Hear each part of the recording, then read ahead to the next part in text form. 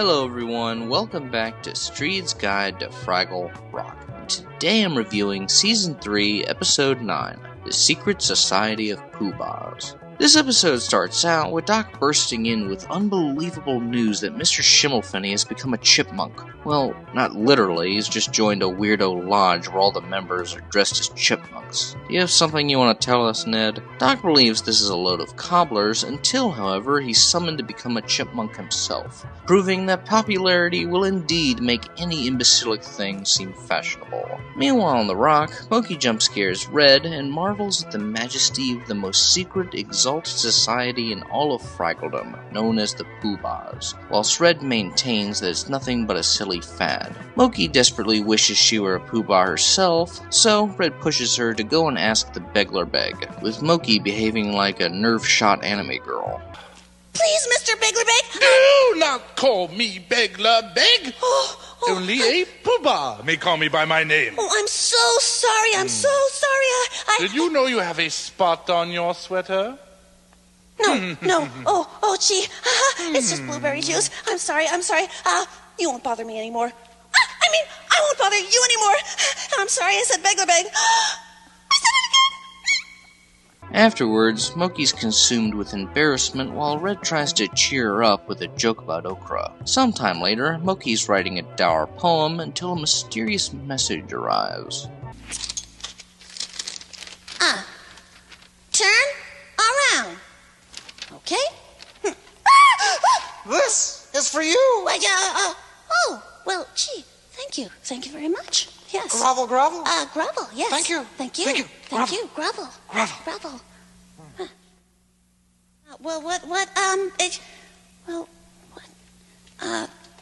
To Moki Fraggle. We cut to Moki in Red's room, and Moki scares Red awake with the fantastic news that she's been invited to join the exalted High Holy Order of Poohbahs. Red isn't the least bit shocked, and Moki discovers she's broken their first rule of complete secrecy by telling Red. We then cut to Firefly Cavern, with the Poohbahs doing some comical shouting until they burst into a song encapsulating pure absurdity at its finest. In other words, they're singing nonsense. Up a fluff and Oopadad, we're walking by the sea. Up a fluff said Oopadad, will no one marry me? Oopadad said up a fluff, I wouldn't care to say. Then up a fluff and Oopadad continued on their way.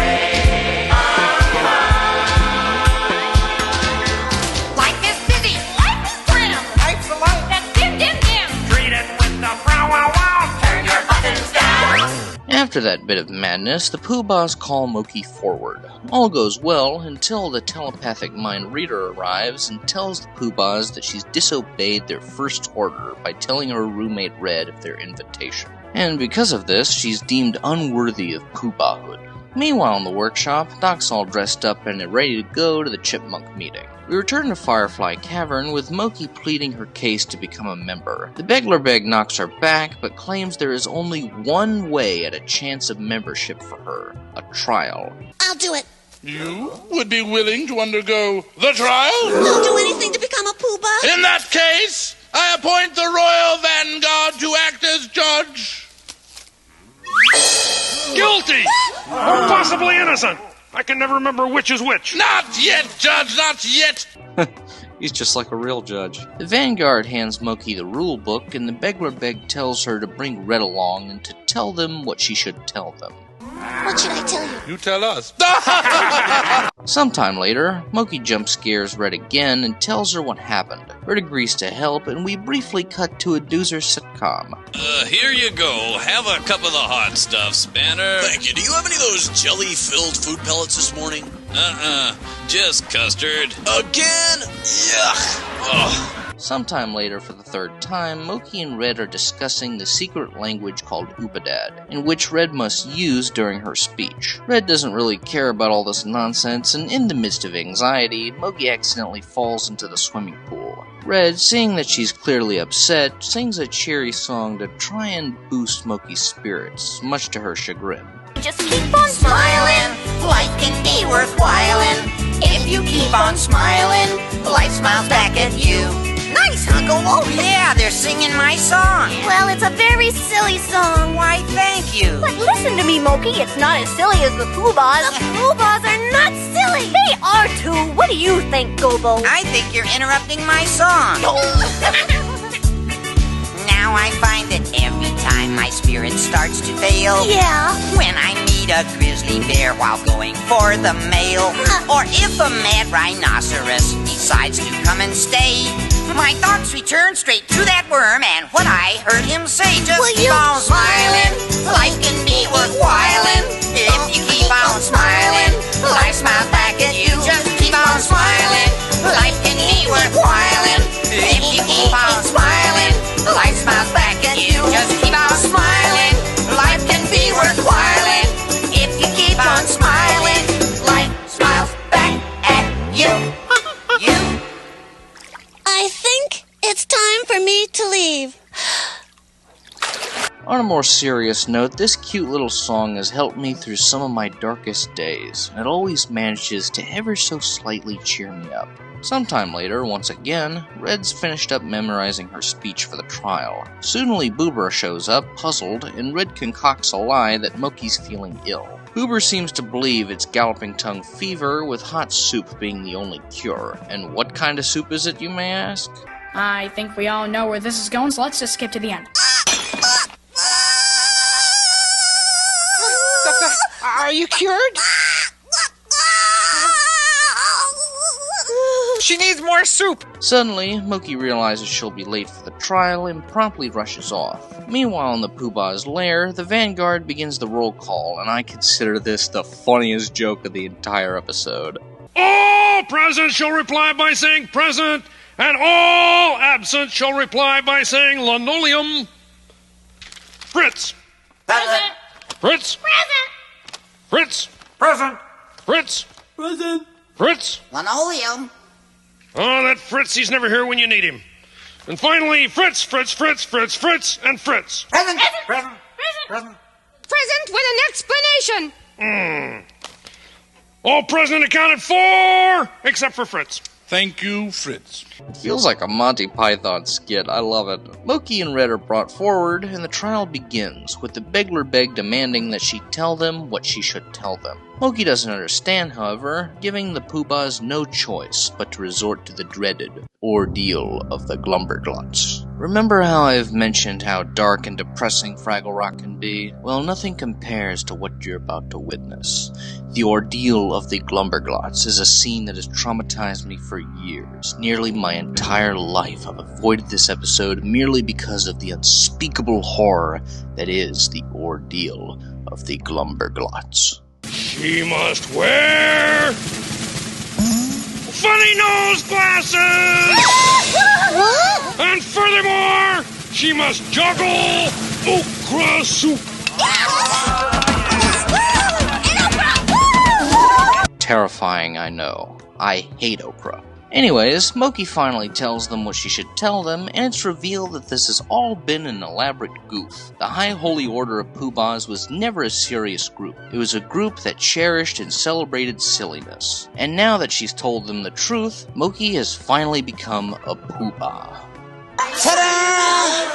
Yeah, lots of us are members because we like to remind ourselves that a Fraggle shouldn't take anything too serious. You mean that it didn't matter that I told Red about the invitation? Of course not. I've been a member for a week. Yeah. Really? I thought you'd never tell us how silly we were. I thought for sure you'd break when I did the "You are unworthy" bit. You were the mind reader. Yes, convinced you, didn't I? Tomorrow we'll get Boober. Now that I'd love to see. We return to the workshop, and Doc has arrived, laughing at the complete absurdity he's just witnessed. They were very angry at me for laughing, and they said I couldn't become a member. And they took away my ears. Oh, Crockett, you can't take life too seriously. What a brilliant episode. This is one that's gone way too far under the radar of appreciation. For a while, even I didn't quite grasp this episode's meaning because it seemed so nebulous. Sure, it was a hilarious episode, the funniest episode of all time in fact, but what did it mean? After several rewatches, I've finally come to a conclusion of what this episode means. Aside from not taking life too seriously, it's clear that this episode is poking fun at those who find deeper meanings in meaningless things. For example, it's like the people who see Breathless as a profound commentary on the contemporary youth, when in reality it's nothing but a pretentious and sufferable bore, solely crafted to be revolutionary and nothing else. Argue cultural significance all you want, that doesn't mean the film is a dullness incarnate. I'm getting a bit off track, but you catch my drift. Loki is much like the Orbiters of Breathless, seeing profoundness and exaltation in a group that celebrates silliness and nonsense. She gets so worked up over nothing. Even telling Red of the invitation hardly mattered at all. As for the songs, they're great as usual. Toenails Won't Fail, yes, that's the actual title, really shouldn't be here. It's entirely meaningless nonsense, but it's fun and it adds to the episode's chaotically silly nature, so I have no real quarrel with it. Keep On Smilin', as I've mentioned, is a very personal song to me. I'd consider it my favorite of the two, as it's helped me heal in emotionally trying times. As for my one and only criticism, I felt that the twist was telegraphed a bit since the mind reader's voice clearly sounds like Red, whereas the other Poohbahs disguise their voices more effectively. I swear, when I first watched this episode, I had no idea that Gobo was the speaker. Other than that, though, this was a blast to rewatch after a hard day of hauling junk back and forth. Overall, this was a magical, silly, and lighthearted episode that deserves far more recognition and praise for its brilliant writing and its supreme comedy. I'm gonna give this one a more than worthy radish. Well guys, that was the review, and I will see you all. Ex-Noopadad, I'm Toopadad.